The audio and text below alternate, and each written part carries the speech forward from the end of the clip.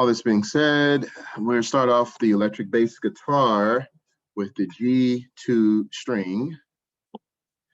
And the length of the string, as I mentioned before, from the front all the way to the back for all of these strings here is 86.36 centimeters, or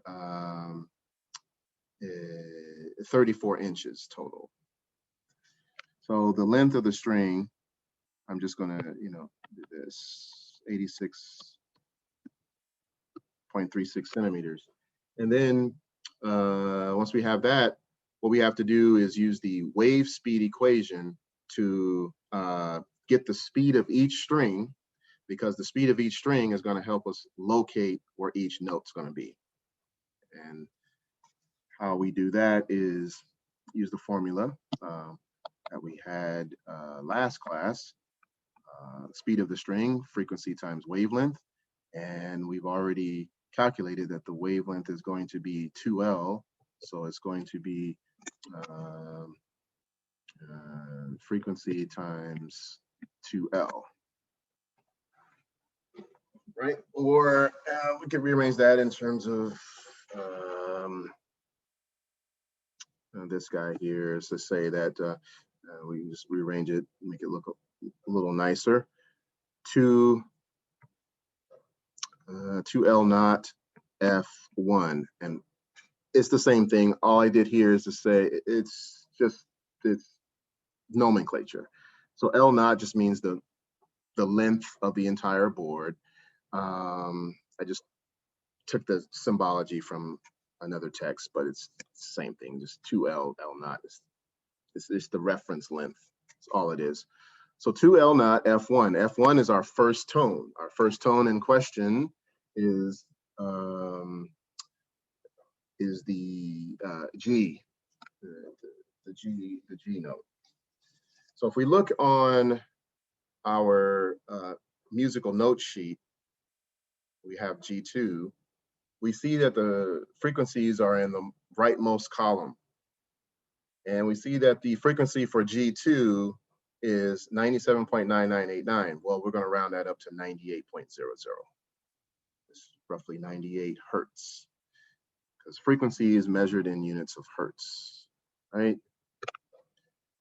Frequency units of hertz. Now let's get the speed of that G string, and then it's going to be the A string, and then once we know the D string, and then the A string, and then the E string. And we go from G2, D2, A1, E1. Increasing order of thickness of the string and decreasing order of pitch. So the E string at the top thickest is going to sound the lowest. All right, so let's go with that. So we have here V is equal to 2 times, I'm going to do it in terms of meters. So I'm going to divide by 100. So 0.8636 meters times the first pitch, which is the G2 string, 98.00 hertz. All right, I'm going to erase this here. Oops.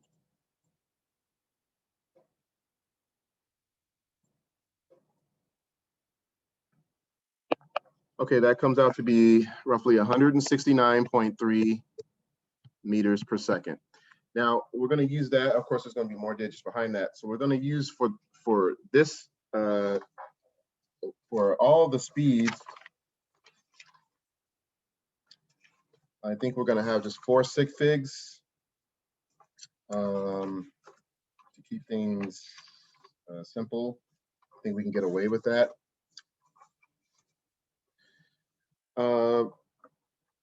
To keep things consistent so that all of the locations that we do calculate will fall nicely within all of the frets. Otherwise, if we use too many sig figs or too less, it just gets weird. So we just have to make our adjustments. What standard? So that's the speed of the G2 string. And so then the length or the location of the G sharp 2, so now that we have the speed of the string itself, we can get the placement of all the notes by using the same formula and solving for length. Because we know that the speed of the string is going to be the same uniformly. And so now we can start placing all of the different pitches within that superposed pitch. So the whole string is resounding at G, but it consists of 22, at least 22 more pitches, just by how we're placing our fingers on the string. With whatever, it depends on whatever fret we're placing it.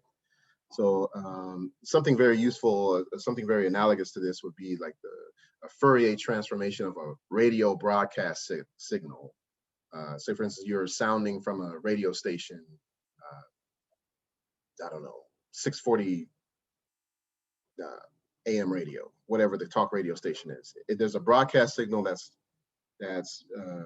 being sent from that radio station, but then depending on how you're tuning your radio, you can access the different frequencies that exist within that one broadcast signal. So it's the same kind of technology, the same kind of physics that is involved with the tones that we're going to get from one string here, as you would tuning into a particular station from one broadcast signal from a radio station. It's kind of the same dynamic. But most radio stations, like they're sending out one broadcast signal. So KFI 640 AM radio is just broadcasting that, and another one's broadcasting another one. Or you could have a signal that can consist of different frequencies, and you're just tuning in to whatever frequency it is. So you're tuning in on your radio stations. It's like you placing your fingers on the different frets to get the different notes. Basically the same. So here's our location formula, or we're just solving for L from our velocity formula. And so we have velocity divided by 2, the frequency for G sharp. Now you don't have to do this for every note. I'm just doing this first as an illustration. So the speed of the string is 169.3 meters per second. And then the frequency of the G sharp 2 string, you can look at your musical note sheet and you're looking at it and you can see that G sharp resounds at 103. So 103.826. So since we're going to be using the velocity of the string, we're going to be using 4 sig figs there for the for all of the pitches. I would like us to use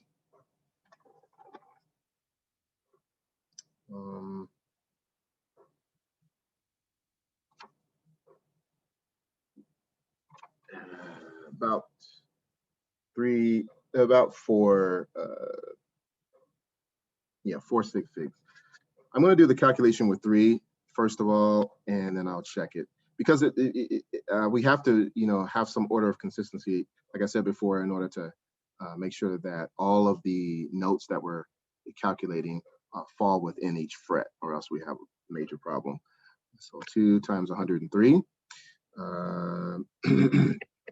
that's going to be 169.3 divided by 206.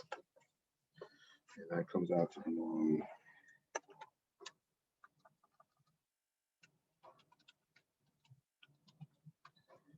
so 0.8218. So now what we have to do is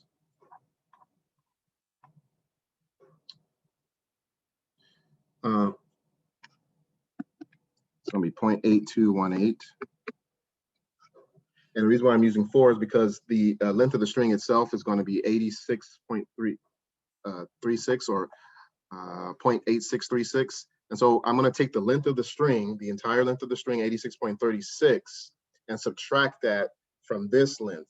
The difference will be where the G sharp note is going to be placed. So what that looks like, it's like the entire string is 86.36 up until this point. And then I calculated the location of G sharp to be at 82.18. So 86, which is here, 86.36 minus 82.18 is going to be roughly right at the edge of the first fret. So let's just do that. So the difference in the length, or delta x, is going to be the entire length of the string minus, that's my reference level. That's why it's important to distinguish L from L naught. So L naught minus L for the G string, that is, G sharp, the G sharp note, that's going to be 86.36 minus 82.18, 4 sig figs for both, and I get roughly 4.18 centimeters. So with that length difference, I can look back at my fretboard calculator, and I can see that my first fret from the front end of the guitar to the end of the first fret is 4.84 centimeters. That means that this location falls within the first fret. It's in the first fret. So we're good there. If for some reason, and it does happen, that we would fall outside of the first fret, we just have to change our sig figs to make sure that we can get consistency, or else it's a big problem. So the G sharp note is going to be 4.18 centimeters from the front end of this guitar. Here's the front, and roughly right here, say 4.18 centimeters, because we know that the distance of the first fret from the front is 4.84 centimeters. So we fall within the first fret. We're good. Any questions on that bit? And we're going to be doing that for all of the notes, for all of the strings. 22 strings, or 22 notes per string.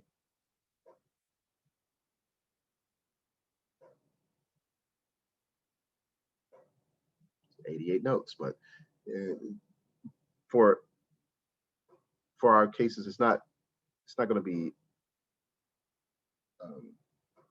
88 distinct notes. It's going to be 88 total, because you can still get a G sharp, same tone on the other strings, just different locations. Mr. Kelly? Yes. So I see where you got the 86.36, but where does the 82.18 come from? From this calculation, 169.3 divided by 206.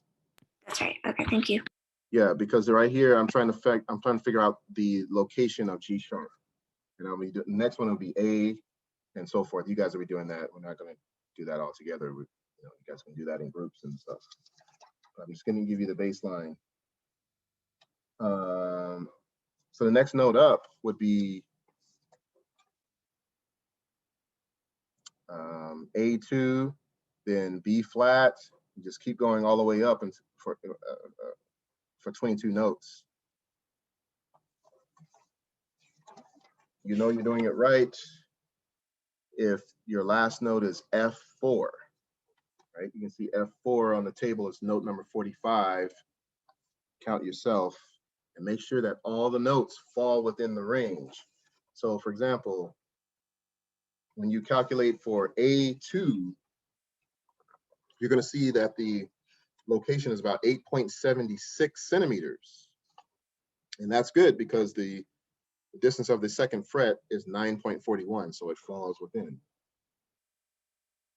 9.42 and above, and got a problem. Or even 9.41 and above, because right now you're playing on the fret. And hardly anyone plays on the fret.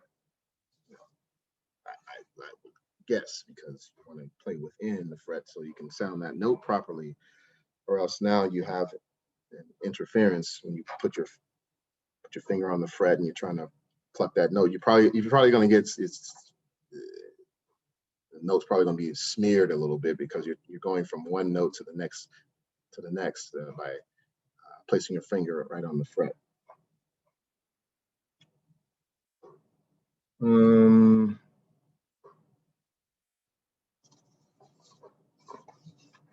So the pattern,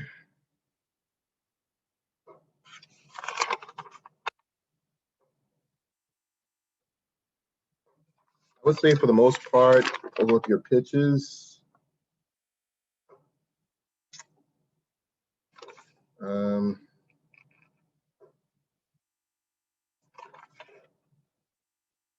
a lot of variability here.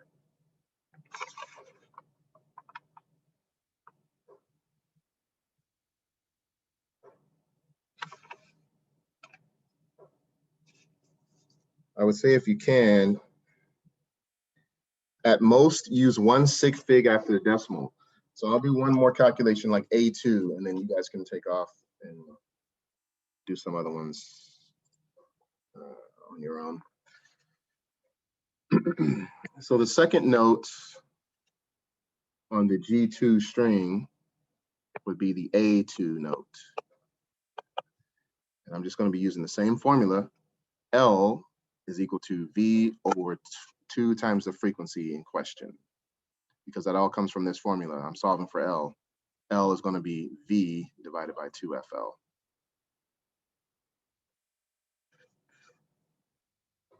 Because, right, so we have 2L naught. I'll just say for the sake of argument here, 2LFL, and I'm solving for L. So it's going to be V divided by 2FL. Or not FL, but F1 here, but this for each pitch. And the next pitch would be A2. So I'm just going to say FN because it's N number of pitches. It's going to be 22 of them. So the second pitch would just be 2F or A2. Again, you don't have to write this every time. You'll be getting to a point, hopefully, where I'm solving for the position of the next note, or LA2 in this case. And I know what my velocity is, 169.3 divided by 2 times the frequency of A2. Frequency of A2, I can look that up real fast. That's going to be 110.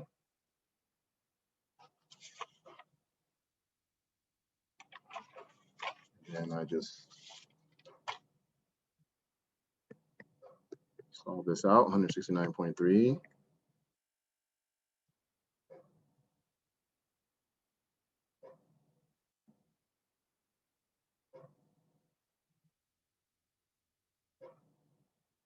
Divided by 220.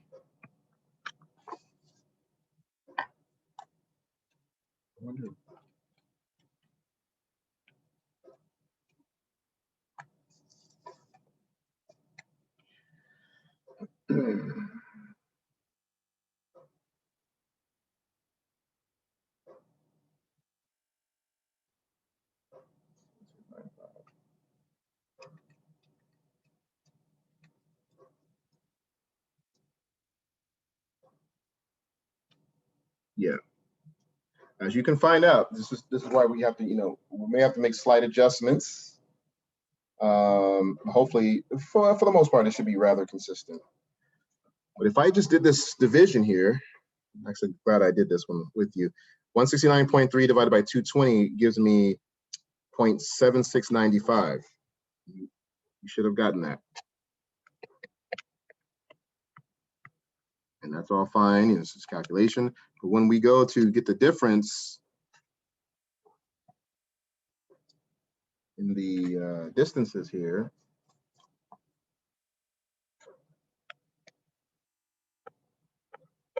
(86.36 minus 76.95) gives me 9.41. Now, that's a bit of an issue because it's right on the fret. if you look at your second fret calculation, 9.41. So the thing with the guitars, a bass guitar, electric guitar, I mean, there's a slight variability. Some people will manufacture the neck of the guitar at 62.1 centimeters. Other ones will be like 62.2, 0.3. It's not that, you know, much of a variance, but there is, depending on who's making it, it's going to be a slight adjustment. So we could get away with the 9.41, except that with all the calculations we have, eventually we're going to be bleeding into the other fret. So we don't want that. So what we have to do just for this one, we're gonna cut off a couple of digits here. And we know it's 220, so we're gonna make this just for the sake of making sure it falls in line, so that the other ones down the line can fall in line. Because if one falls out of line, or one is right on the fret, then the rest are going to start bleeding out. So we'll make this 218, just for the sake of making sure we have everything fitting properly. So make that 218. I know it's roughly 220, right? So we'll make this, so when we divide that, we're going to get 77.6.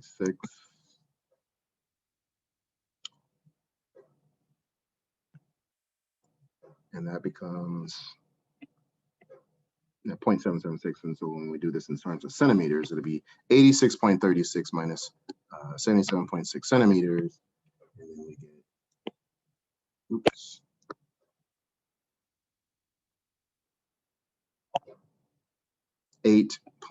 .76 centimeters, and that's more like it. We fall within the fret quite nicely.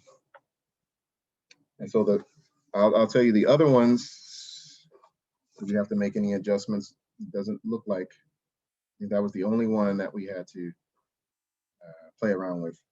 Yeah, because the other ones, when you go to say A sharp, which is B flat, that'd be 116.5, then 123.4, then 130.8, and so forth. Those seem to be fairly consistent.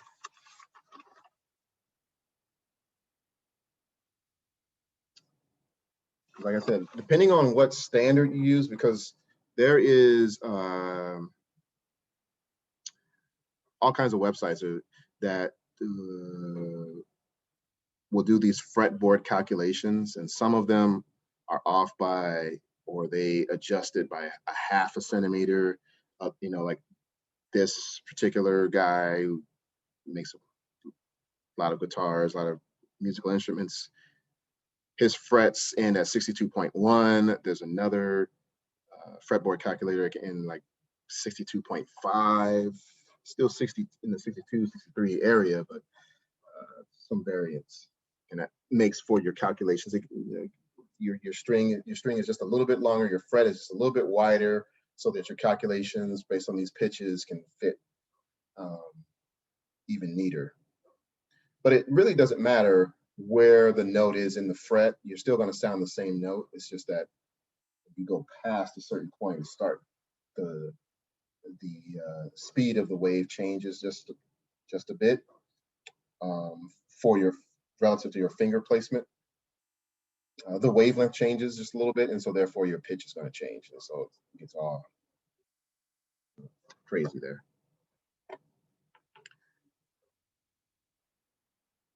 So that's A2. So why don't you do the rest? You can even just stay here and do the rest of these.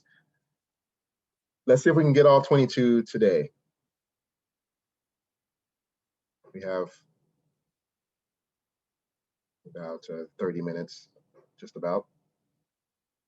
So your next note will be the A sharp. And just can continue and go all the way up. Yeah, they're going to be just for G2. because it's going to take some time to do the other ones. So just for the G2 string, locate all of your notes. Now do it one at a time. Be very, very detailed there. Be very careful so that you don't fall out of the fret, because if you fall out of the fret once, you're not going to recover. Right? It's going to domino. So the best way to do that is to, like for A sharp, use 4 sig figs for the frequency, 116.5, and 123.4, 130.8, and so forth. I think you should be fine doing that.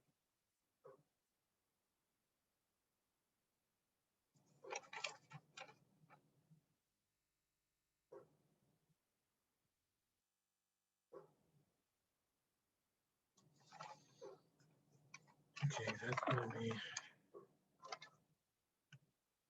okay.